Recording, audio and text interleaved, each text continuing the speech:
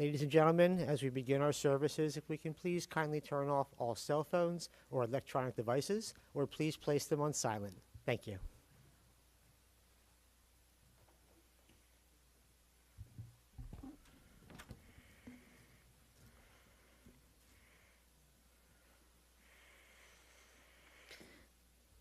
The Jewish people respond to death with 3 words of blessing.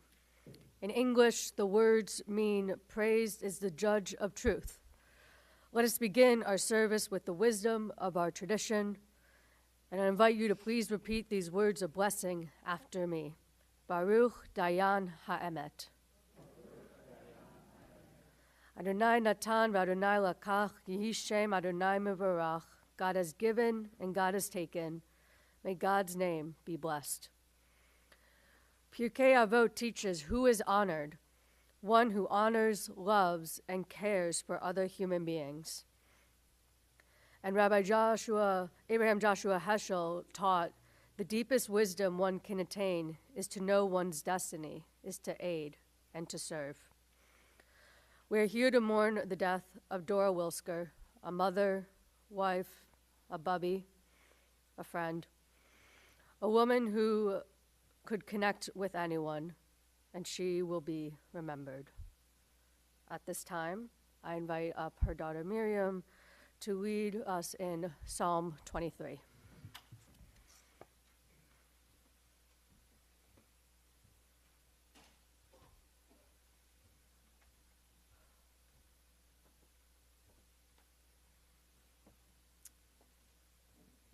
Thank you so much for being here. Your presence is a salve for all of us. Thank you. You may have noticed when you passed by that we are wearing very non-traditional colors for a funeral. And the reason's very simple. My mother hated black. And when I would visit and happened to be wearing a black top, there were times when she did not hesitate to let me know. And naturally, I would offer a snippy retort, and she would sniff, "I just want you to look your best." So we are feeling our worst, but we are looking our best.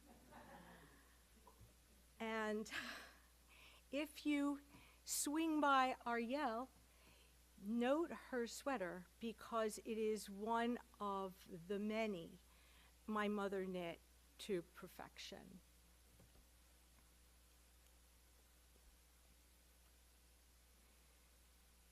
Mizmor David, Adonai ru'i lo achsar, binot dashayar bitzini, al mei menuchot yenaleini. Nafshi yeshuviv, nafshi yeshuviv, yanchini b'magle tzedek, leman shemo. Gam ki elech begeitz al mavet, lo hirara, ki ata imadi, shiftecha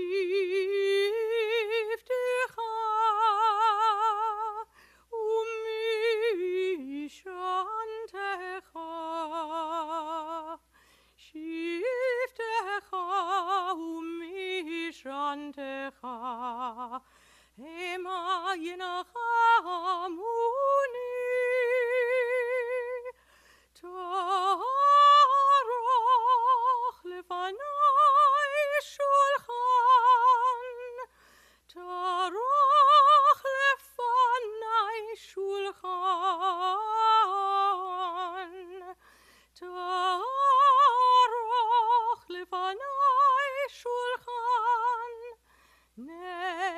Zorerei, die Shanta Vashemen Roshi, die Shanta Vashemen Roshi, die Shanta Vashemen Roshi, Kosirevaya.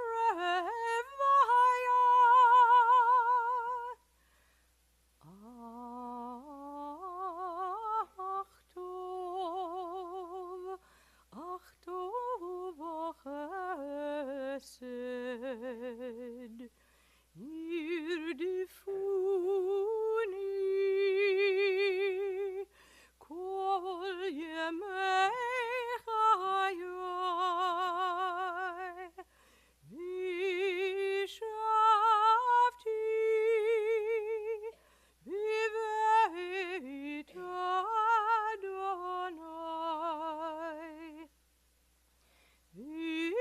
Vishavti biveit Adonai leyorech yamim.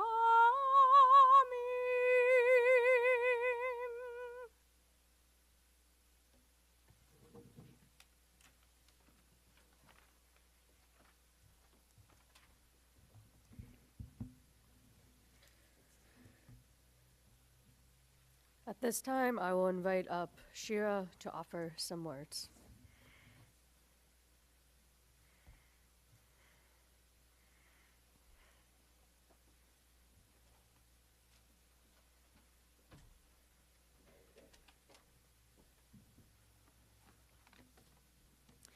Hi, everyone. I'm Shira, Debbie's older granddaughter.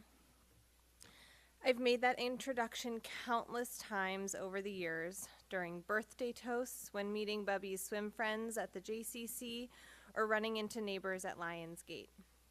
This is a title I am so proud to hold. My Bubby was simply the best. My mom mentioned that some of us are wearing bright colors instead of the traditional black because of Bubby's love of color, and I think that it is the perfect way to describe Bubby's essence. She was full of light and color. Bubby shone brightly and brought everyone around her into her light. No coincidence, it seems, that her favorite color was yellow. Bubby was eternally kind. She gave everyone her best, listened empathetically, smiled at everyone on the street, especially the dogs and neighborhood cats, was reassuring to friends and strangers alike. She essentially invented and was the welcoming committee when she and my Zeta moved into Lionsgate, their independent living community. As my mom says, she could have made friends with a fence post. And I have to say, one of my favorite Bubby stories is the fact that she was so charming that a mafia guy, obviously one of her swim buddies, offered to take care of someone for Bubby when she was complaining about the poor workmanship on the house in Fireside Lane after a termite infestation. Of course, Bubby refused. I do think her light was brightest, however, for her grandchildren. She built us up every way she knew how, repeating how proud she was of us, always telling us how anxious she was to chat, pet names like Sugar Plum and Pussycat, and singing that she loved us a bushel and a peck. Bubby also loved jewel tones. She used them in the beautiful sweaters that she knit, the dresses she made for all of us, and the tallest bags she needle-pointed for each of her grandchildren. When she was physically able, she was always involved in no fewer than 3 crafting projects at a time, deriving pleasure in a different way of sharing her love and caring for those around her. It was really another point of connection for her. I remember going to the knitting store with her, and everyone knew Bubby. We would spend hours there looking at different colors and types of thread and yarn. Bubby taught me how to knit and needlepoint, and while I lost my talents on both, I've since picked up knitting again and did get to show Bubby one of my independent projects. Of course, she would only say how wonderful it was. Bubby's creativity and love of color was equally reflected in her cooking. It is no secret that I love food, and I don't think I would have the same passion for cooking and baking were it not for Bubby and all of the mouth-watering meals and desserts she prepared.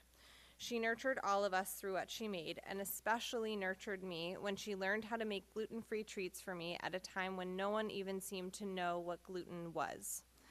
She probably made more than even she realized, since I kept stealing cookies out of the freezer every chance I got. But she never failed to whip up the next batch, let me lick the bowl, and share some peanut chews while we waited for things in the oven. Even Bubby's beloved cats were colorful calicos. Bubby and Zeta adopted a cat after my sister and I had been asking our mom for one for many years. They must have figured it was second best to having one in our household, and it wasn't exactly twisting Bubby's arm to get a cat back in her life. First Jellybean, then Sadie. Bubby adored her cats and was as devoted to them as she was to any of us. She would show off Jellybean's catch skills, and we couldn't have a conversation with her once Sadie came into the picture without hearing all about how Sadie was on her lap or sleeping in a cute position. While it frustrated others, it was the perfect opportunity for me to talk about my calico, Baba. Bubby and I could fill entire conversations on the phone just trading cat stories. Bubby, I will forever see you in every color. I will strive to bring even a fraction of the light to this world that you brought. May your memory be for a blessing. I love you.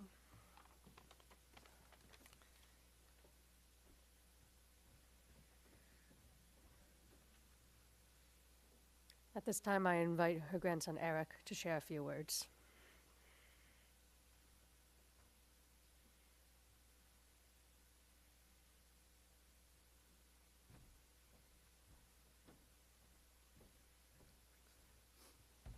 Hello, everyone.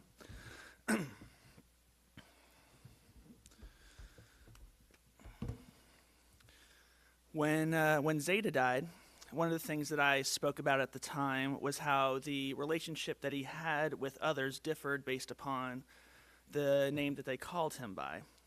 Oscar, Aki, Dad, and Zeta were each representative of different relationships. With Bubby, however, I think it was and still is the opposite. Whether we called her Dora or Dubby, Mom or Bubby, the relationship was the same. A relationship full of love, support, and kindness, a lightning quick wit and a twinkle in the eye, and an infectious sense of humor, an insatiable passion for music, and an endless zest for life and the outdoors. And within each of these categories, there are beautiful and wonderful memories and steadfast wisdoms that I wish to share. When thinking about these memories, it is easy to associate them also with Bubby's personality. As an example, orchids were Bubby's favorite flower. To me, this also represents how Bubby saw the uniqueness and beauty of life and a diversity that can be found within life everywhere. Bubby's favorite bird was the hummingbird. To me, this also represents how Bubby appreciated the sweetness that can be found with hard work and perseverance. Bubby once told me that her favorite musical instrument is the human voice. I believe this represents her acknowledgement and awe at the amazing things that people can do and the ways in which we can express ourselves. And within that context of Bubby's love for music and the human voice, one of the memories I associate most with her is actually a series of memories. When visiting Bubby and Zeta's house in Cherry Hill, or their apartment in Lionsgate, there was always music playing. And one of my favorite musical memories is how Bubby would randomly burst into singing simply because someone said a word or a phrase that reminded her of a song. And this was something about her that I grew to appreciate and deeply love, although it did tend to extend the amount of time it took to get an answer to a question. This love for singing lasted a lifetime, and we shared a wonderful memory together a few years ago in the Lionsgate elevator. We had just gone together to get the mail. She had received a package, and I jokingly asked her if it was going to be a brown paper package tied up with strings. And we both started singing My Favorite Things by Julie Andrews. I even caught her singing at the dining room table as recently as 1 year ago. Bubby's humor and wit were, as said earlier, absolutely infectious, and my favorite story about this is also a Zeta story. When I was much younger, Bubby and Zeta took me to the Museum of Television and Radio in Los Angeles. And one of the exhibits in this museum was a large room with a number of booths that were set up so people could watch shows or movies that were on discs or VHS at the time. And I will also note that there were headphones in the booths so that the patrons would not disturb each other as they were watching.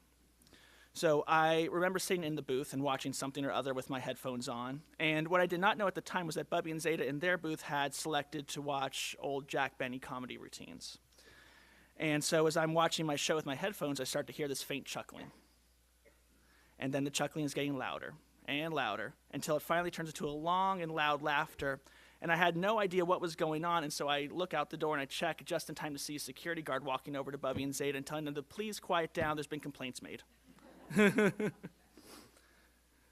More specifically to our relationship, Bubby was always a source of warmth and light, comfort, and amazing cooking, and I don't think anything in the world will ever top, for me, her pineapple upside-down cake. And she was also a source of strength, and even though she stood at less than 5 feet in height, in many ways she was the tallest person in the room for me.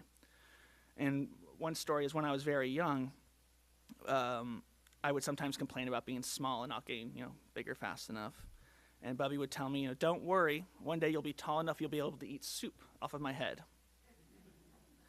So fast forward about 20 or so years later, and we're sitting at Bubby and Zeta's Lionsgate apartment and getting ready to have dinner, and wouldn't you know it, it's soup for dinner. And as soon as the bowl was put in front of me, I had a flash of inspiration. I knew that my moment had finally arrived. And I asked Bubby to please stand still for a moment. I walked over to her, gently put the bowl on top of her head, and took a big spoonful of soup. And it was very delicious. And the love of cooking and wanting to cook never went away. As recently as June of this year, we were sitting at her dining room table, and she asked me if she could make me any food. And when I smiled and said, no, thank you, I'm just here to spend time with you, she replied, but that doesn't mean I won't cook you what you want anyway.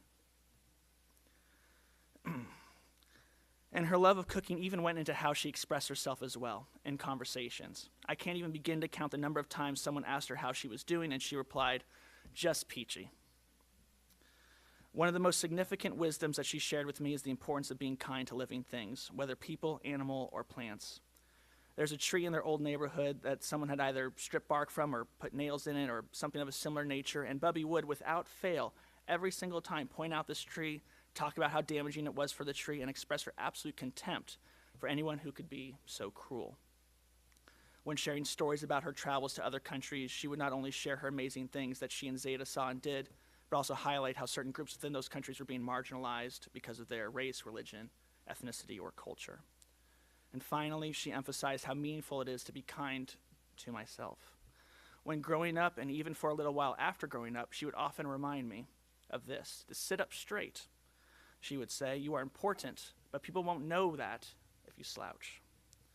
So I think one of the best ways we can honor Bubby is to take the lessons and wisdoms she imparted and find a way to apply them to our own lives. And that is one way in which she can continue to live on with each of us. So here's what we can do. When we see an orchid, we can take a moment to reflect on the uniqueness and diversity of life. When we see a hummingbird, we can reflect on the joy of perseverance. When we hear someone burst into song, we can reflect on how talented and expressive people can be. When we see a cat, we can reflect on the importance of being soft on the outside, but coy and clever on the inside. And when we taste a peach, we can reflect on both the sweetness and humor in life. And finally, I would like to invite everyone to remember at least once in a while that when sitting down, to sit up straight, because Bubby would say that you are important, just like she is to us.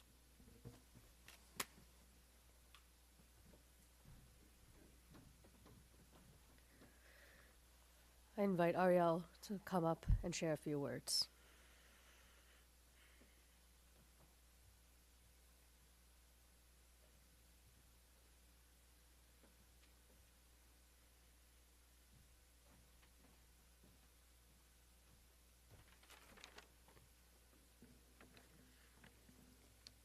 You might notice some redundant themes. I swear I did not plagiarize, just happened to be the last speaker. I will try to get through for the 15 seconds I'm not crying. Eulogizing Bubby is like telling a giant to look small, because even though she never reached 5 feet, that's what she was. Bubby has been a pillar of my life, always a cherished confidant, limitless well of support and love, and wise teacher. As I got older, she also became a dear friend. I spent countless weekends at hers and Zeta's home. We traveled together, and there were periods of my life when we spoke on the phone every day. But it feels wholly inadequate to only discuss who Bubby was to me because of everyone she touched. In her career as a school social worker and in her personal life, Bubby had a light which she shared generously. She met everyone where they were and ensured everyone knew they mattered. Her core of compassion, sensitivity, and warmth remained even as she aged and battled neurological disease. About 2 years ago, Bubby was too unwell to leave bed, and a good friend came to visit her. Bubby knew that her friend's husband had just been admitted to the hospital, and the first thing she said when she saw her friend was, "Come here so I can hold your hand and you can tell me how your husband's doing." That's who she was. In Judaism, we say that we all come from dust, but I really think that Bubby came from sunshine. Bubby is one of the few people who genuinely made this world better, and I'm trying to reconcile that she left this world a brighter place, but a world without her just feels so much uglier. Bubby had a lifetime before me, and I know that she shined her empathy, humor, wit, and thoughtfulness through it all. Even if I had had that lifetime with her, in addition to the 28 and a half years I was blessed to have, it wouldn't have been enough time. Bubby was one of my very favorite people, and my time with her and Zeta were some of my favorites of my life. Please think of Bubby when you pat a cat, when you eat ice cream, especially Ben & Jerry's, when you sing a song you love, when you sew or knit or craft, when you go to the beach, and when you extend a hand to someone who needs it. And to my strong, kind, loving, stubborn, smart, curious Bubby, I want you to know that the gifts you've given me are invaluable, and the mark you've left is indelible. You've showed me what it is to have a gentle hand and an iron will. I can't imagine you not being here, but it will be a great honor to carry you with me. Light sustains life, and you have sustained me in so many ways. Thank you isn't enough, and I miss you is an understatement. I don't have it in me to say goodbye, so I will say that I adore you, and I'm a better person because you taught me and laughed with me and nurtured me. Your light is irreplaceable. Zichrona livracha.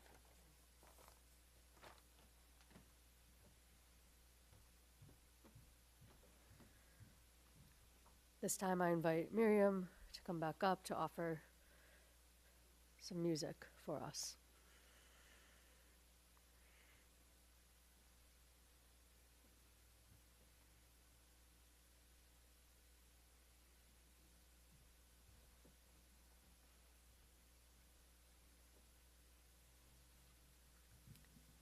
My mother used to sing a short lullaby to me when I was a very young child. And while she didn't do it every night, she did it frequently enough that now I get to offer it to her. Every night you'll hear her croon that Russian lullaby, such a little plaintive tune when baby starts to cry. Close your eyes, my baby. Somewhere there may be a land that's free for you and me and the Russian lullaby.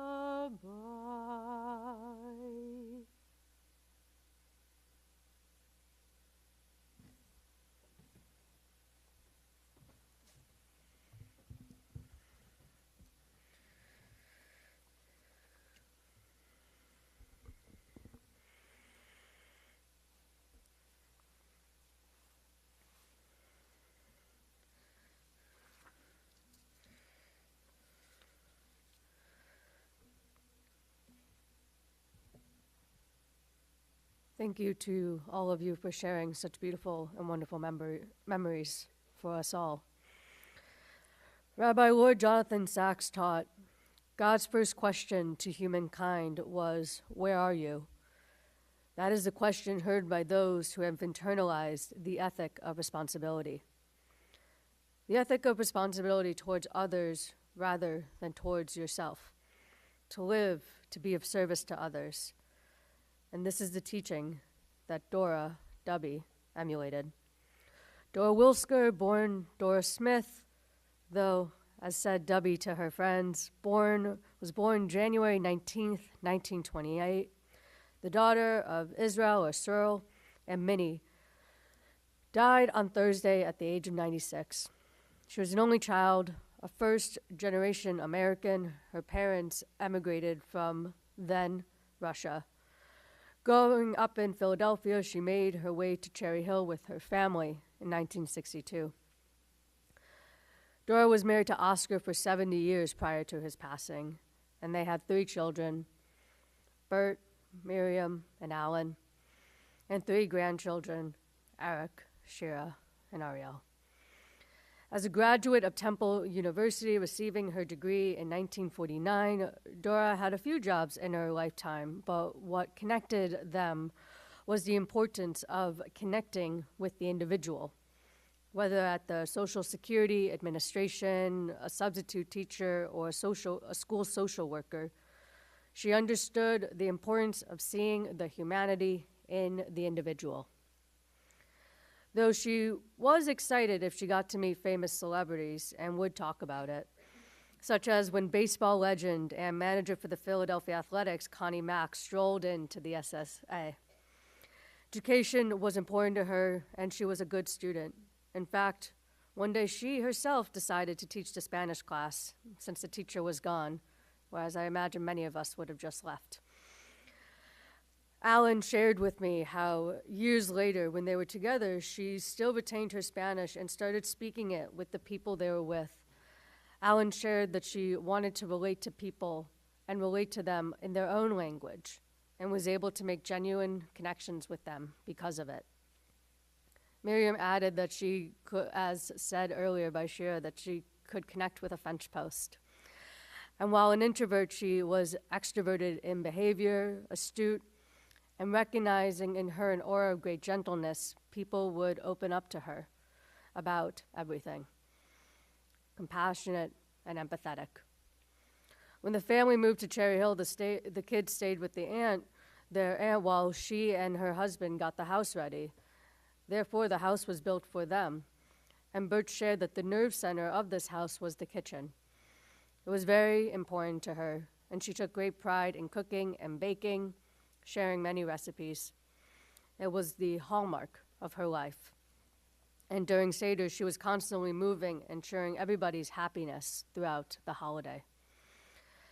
Alan described an idyllic childhood with trees and friends, getting in and out of trouble together, their mothers knowing where they were, and experienced Dora as being understanding and forgiving. Bert remembered going ice skating in the winter with her and doing just very typical neighborhood things, as well as trips to Morristown together. He also spoke of music as a signature interest, especially classical music, and that she played the mandolin and clarinet. And Miriam remembered that her mother valued Shalom Bayit, peace in the home, a defining philosophy for her. She was industrious, practical, and she worked full-time. She sewed and knit after making dinner, and while perhaps maybe not the most traditionally affectionate, likely due to her own upbringing as a child of immigrants, she still showed her love in other ways. Miriam experienced her affection through food, and I believe, Eric, you mentioned this as well. And then Alan, you added that she always asked, what can I get to you? What can I get you? What can I cook for you? Even if she couldn't, what can I put on the table? Even to the end, she was incredibly giving. Upon her move to Lionsgate Retirement Community, she was the social committee. Dora was the one who welcomed them. Miriam recalled just last week where people were asking after Dora, showing how much she had been a presence in the community. Selfless, perhaps to a fault, she put others before herself. an open-hearted individual. She wanted to be there for others. And Miriam shared that as she held her mom's hand on Thursday, Dora started to get a bit agitated. And the aide said it was because Dora wanted to protect her and take care of her. And that was her effort. The essence of her personality. What can I do for you? Rabbi Sachs continues to teach that faith is a form of listening. And when we hear in the still silence of the soul is God's question, what have you done with the gift I gave you of life? How have you used your time? Have you lived for yourself alone, or have you lived also for others? Is your primary question, what can the world give me? Or is it, what can I give to the world? Have you sought blessing, or have you been a blessing? May the memory of Dova Bat Yisrael Miriam be for an everlasting blessing.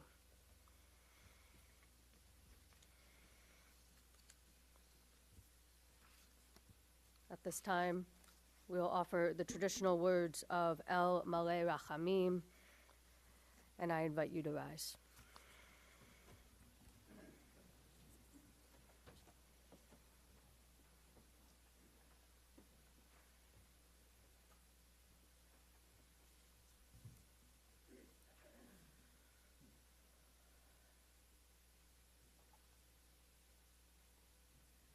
El Maleh Rachamim, Shochen Mamromim, Anseh Menucha Nechona, Tachat Kanfer Shechina, B'malot Kedoshim Utorim, Kizar Harakia Mazirim, Et Nishmat Daber Bat Yisrael V'Miriam, Shehalcha L'olama B'Gan Eden Tehem Menuchata.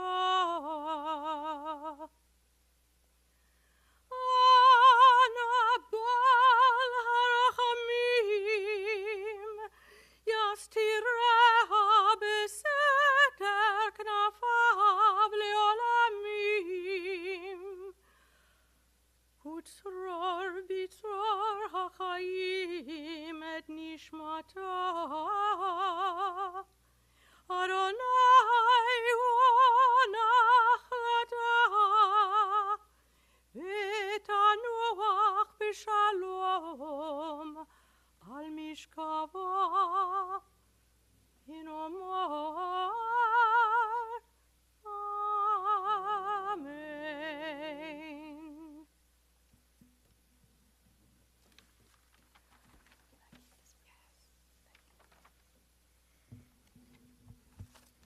You may be seated.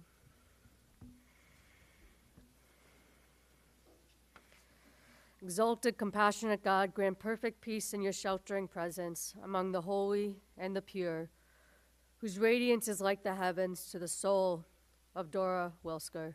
May her memory be a blessing, and may she rest in paradise. Master of mercy, may she find eternal shelter beneath your sheltering wings, and may her soul be bound up in the bond of life.